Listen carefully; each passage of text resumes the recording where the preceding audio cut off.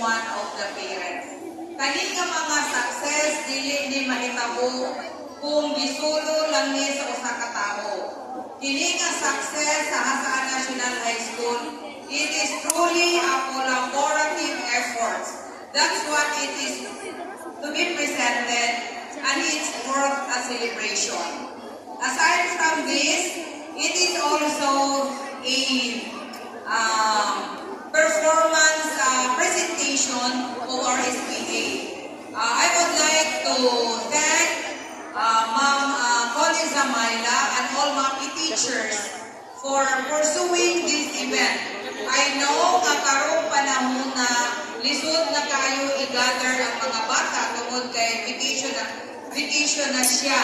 This is the last day of service for teachers, and this is the last day of service also for the students.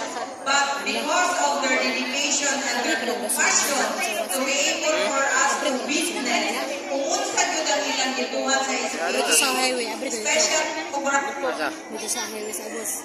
Depende kung activity is part of the